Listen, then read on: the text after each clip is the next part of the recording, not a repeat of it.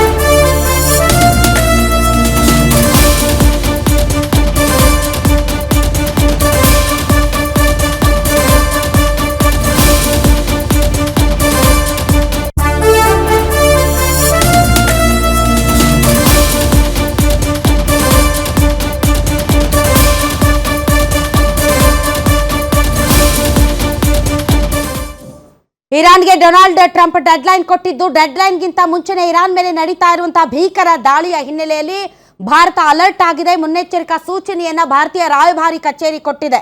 ಯಾರ್ಯಾರು ಇರಾನ್ನಲ್ಲಿ ಭಾರತೀಯ ನಾಗರಿಕರು ಪ್ರವಾಸಿಗರಾಗಿ ಇದ್ದಾರೋ, ಇರಾನ್ ಮಧ್ಯಪ್ರಾಚ್ಯದಲ್ಲಿ ಇದ್ದಾರೋ ಅವ್ರಿಗೆಲ್ಲರಿಗೂ ಕೂಡ ಭಾರತ ರಾಯಭಾರಿ ಕಚೇರಿ ಈಗಾಗಲೇ ಸೂಚನೆಯನ್ನ ಕೊಟ್ಟಿದೆ. ರೈಲ್ವೆ, ವಿದ್ಯುತ್, ಬೃಹತ್ ಕಟ್ಟಡ, ಮಿಲಿಟರಿ ಪ್ರದೇಶಗಳಲ್ಲಿ ಪ್ರವಾಸಿಗರಿಗೆ ಸೂಚನೆಯನ್ನು ಕೊಟ್ಟಿದ್ದು, ಸುರಕ್ಷಿತ ಪ್ರದೇಶಗಳಿಗೆ ಮತ್ತು ಭೂಗತ ಸ್ಥಳಗಳಿಗೆ ತೆರಳಿ ಅಂತ ಸಂದೇಶ ರವಾನೆ ಮಾಡಿದೆ. ಅಷ್ಟೇ ಅಲ್ಲ, ರಾಯಭಾರಿ ಕಚೇರಿಯಿಂದ ತುರ್ತು ಸಹಾಯವಾಣಿ ಕೂಡ ಸ್ಥಾಪನೆ ಮಾಡಲಾಗಿದೆ. ಇಂದು ಮಧ್ಯರಾತ್ರಿ ವೇಳೆಗೆ ಇರಾನ್ ಮೇಲೆ ದಾಳಿ ಹಿನ್ನೆಲೆ ಈ ಅಲರ್ಟ್ ಅನ್ನ ಈಗಾಗಲೇ ಕೊಡಲಾಗಿದೆ.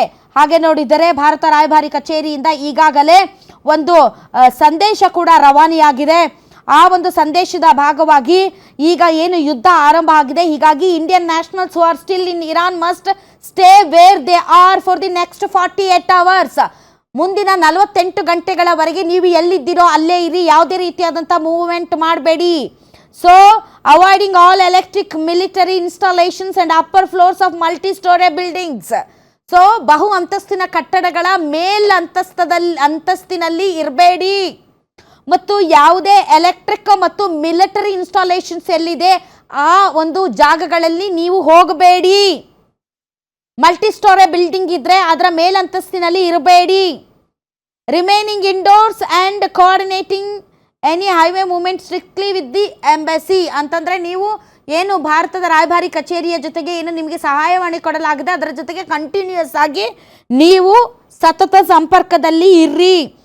All are requested to monitor official updates closely. ಈಗಿನ ಕಾಲದಲ್ಲಿ ಪ್ರತಿಯೊಬ್ಬರು ಕೆಮಿಕಲ್ ಮಿಶ್ರಣ ಆಹಾರ ತಿಂದು BP ಶುಗರ್ ಬಂತು ಅಂತ ಚಿಂತೆ ಮಾಡ್ತಾರೆ. 24 ಧಾನ್ಯಗಳನ್ನ ನೀರಿನಲ್ಲಿ ನೆನೆಸಿ ನೆರಳಿನಲ್ಲಿ ಒಣಗಿಸಿ ಮಣ್ಣಿನ ಮಡಿಕೆಯಲ್ಲಿ ಹದವಾಗಿ ಹುರಿದು ಸಾಂಪ್ರದಾಯಿಕ ಪದ್ಧತಿಯಲ್ಲಿ ತಯಾರಾಗಿದೆ ಜೀನಿ. BP ಶುಗರ್ ದೂರ ಆಗಬೇಕು ಅಂದ್ರೆ ಪ್ರತಿದಿನ ಜೀನಿ ಕುಡಿಯಿರಿ. ಸೊ ನಿಮಗೆ ಅಧಿಕೃತವಾಗಿ ಸಂದೇಶಗಳು ಬರುವವರೆಗೂ ಕೂಡ ಕಾಯಿರಿ ಮತ್ತು ಅಧಿಕೃತ ಸಂದೇಶಗಳಿಗೋಸ್ಕರ ನೀವು ಅಪ್ಡೇಟ್ಗಳಿಗೋಸ್ಕರ ನೋಡ್ತಾ ಇರಿ, ಮಾನಿಟರ್ ಮಾಡ್ತಾ ಇರಿ. ಮತ್ತು ಎಮರ್ಜೆನ್ಸಿ ನಂಬರ್ಸ್ಗಳನ್ನು ಕೂಡ ಈಗಾಗಲೇ ಎಂಬಸಿ ಆಫ್ ಇಂಡಿಯಾ ಅಡ್ವೈಸರಿಯನ್ನು ಕೊಟ್ಟಿದೆ. ಅದಕ್ಕೆ ಸಂಬಂಧಪಟ್ಟಂತೆ ಇಮೇಲ್ ಕೂಡ ಕೊಟ್ಟಿದೆ, ಇಮೇಲ್ ಐಡಿಯನ್ನು ಕೂಡ ಕೊಟ್ಟಿದೆ. ಆ ಮೂಲಕ ಭಾರತೀಯ ನಾಗರಿಕರಿಗೆ ಎಚ್ಚರಿಕೆಯ ಸಂದೇಶ ರವಾನೆ ಮಾಡಲಾಗ್ತಾ ಇದೆ. ಇದನ್ನು ನೋಡ್ತಾ ಇದ್ರೆ ಏನೋ ಒಂದು ಆಗುತ್ತೆ ಅನ್ನುವಂತಹ ಒಂದು ಭಯ ಎಲ್ಲರನ್ನ ಕಾಡ್ತಾ ಇದೆ. ಇರಾನ್ಗೂ ಕೂಡ ಆ ಭಯ ಇದೆ.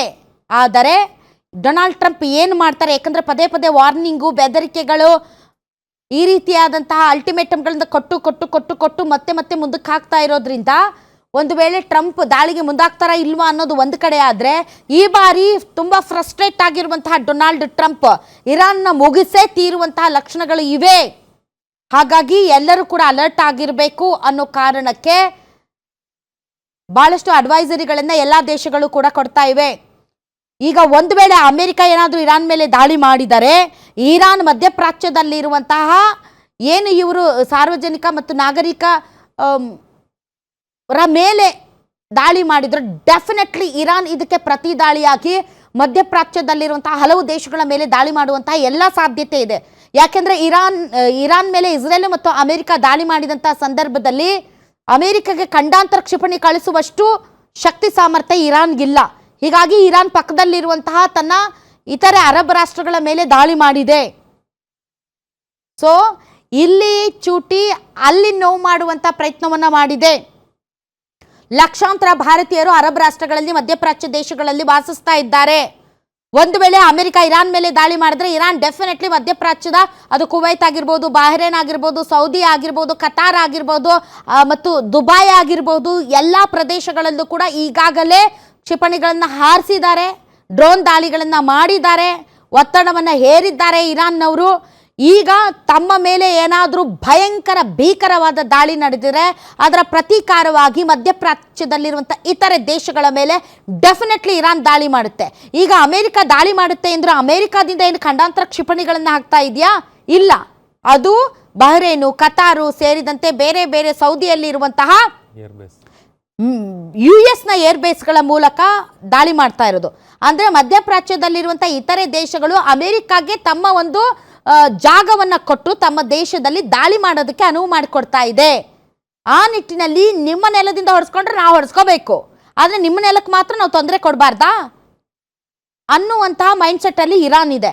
ಹೀಗಾಗಿ ಈಗ ಮಧ್ಯಪ್ರಾಚ್ಯದಲ್ಲಿರುವಂತಹ ಪ್ರತಿಯೊಂದು ದೇಶನೂ ಕೂಡ ಹೆದರ್ತಾ ಇದೆ. ಈ ಯುದ್ಧ ನಡೀಬಾರ್ದು, ಇದು ಮುಂದಕ್ಕೆ ಹೋಗ್ಬಾರ್ದು, ಹೋದ್ರೆ ಇದು ನಂಬುಡಕ್ಕೂ ಬರುತ್ತೆ ಅಂತ ಅವ್ರಿಗೆ ತುಂಬಾ ಚೆನ್ನಾಗಿ ಗೊತ್ತಿದೆ. ಆ ರೀತಿಯಾದಂತಹ ಎಲ್ಲ ಪ್ರತೀಕಾರದ ದಾಳಿಗಳನ್ನ, ಸಂಭಾವ್ಯ ದಾಳಿಗಳನ್ನ ಎದುರಿಸೋದಕ್ಕೆ ಅರಬ್ ರಾಷ್ಟ್ರಗಳು, ಮಧ್ಯಪ್ರಾಚ್ಯದ ದೇಶಗಳು ಅಮೆರಿಕವನ್ನೇ ನಂಬಿಕೊಂಡಿವೆ. ಆದರೆ ಅಮೆರಿಕ ಇಲ್ಲಿಯವರೆಗೆ ಇರಾನ್ ನಡೆಸಿರುವಂತಹ ಡ್ರೋನ್ ದಾಳಿಗಳನ್ನೇ ತಡೆಯಕ್ಕಾಗಿಲ್ಲ ಅವರ ಏರ್ ಡಿಫೆನ್ಸ್ ಸಿಸ್ಟಮ್. ಸೊ ಇವತ್ತು ರಾತ್ರಿ ಇಡೀ ಮನುಕುಲಕ್ಕೆ ಕರಾಳ ದಿನ ಆಗುತ್ತಾ? ಐ ಡೋಂಟ್ ನೋ, ಗೊತ್ತಿಲ್ಲ. ಆದರೆ ಆ ರೀತಿ ಆಗುವಂಥ ಎಲ್ಲ ಸಾಧ್ಯತೆಗಳಿವೆ. ಇದು ಕೇವಲ 3 ದೇಶಗಳ ನಡುವಿನ ಯುದ್ಧವಾಗ್ತಾ ಇಲ್ಲ, ಇದು ಇಡೀ ಪ್ರಪಂಚವನ್ನೇ ಇದು ತನ್ನೊಳಗೆ ಸೇರಿಸಿಕೊಳ್ಳುವಂತಹ ಸಂದರ್ಭ ಅಂತ ಅನ್ನಿಸ್ತಾ ಇದೆ. ಆದರೆ ಇಲ್ಲಿಯವರೆಗೆ ಡೊನಾಲ್ಡ್ ಟ್ರಂಪ್ ವಿರುದ್ಧ ಮಾತಾಡುವಂಥ ಶಕ್ತಿಯನ್ನ 1-2-3 ಪ್ರದರ್ಶನ ಮಾಡಿದ್ದಾರೆ ಬಿಟ್ರೆ ಇಡೀ ಪ್ರಪಂಚದ ದೇಶಗಳು ಮೌನವಾಗಿವೆ. ಸೊ ಹೀಗಾಗಿ ಈ ಹೆಂಗಾಗೋಗಿದೆ ಅಂದರೆ ಬಹಳಷ್ಟು ಸೋಷಿಯಲ್ ಮೀಡಿಯಾಗಳಲ್ಲಿ ನೋಡ್ತಾ ಮನುಕುಲದ ಸರ್ವನಾಶಕ್ಕೆ ನಿಂತ ಈತನೇ ಸರ್ವನಾಶ ಆಗಬೇಕು ಅಂತ. ಬಟ್ ಅಮೆರಿಕಾದಲ್ಲೂ ಕೂಡ ಆ ರೀತಿಯಾಗಿ ಯಾವುದಾದ್ರೂ ಸ್ಥಾನ ಪಲ್ಲಟಗಳಿಗೆ ಏನಾದರೂ ಸಾಧ್ಯತೆ ಇದೆಯಾ ಅನ್ನೋದಕ್ಕೆ ಸಂಬಂಧಪಟ್ಟಂತೆ ಅಲ್ಲಿಯ ಜನಪ್ರತಿನಿಧಿಗಳು ಕೂಡ ಯೋಚನೆ ಮಾಡ್ತಾ ಇದ್ದಾರೆ.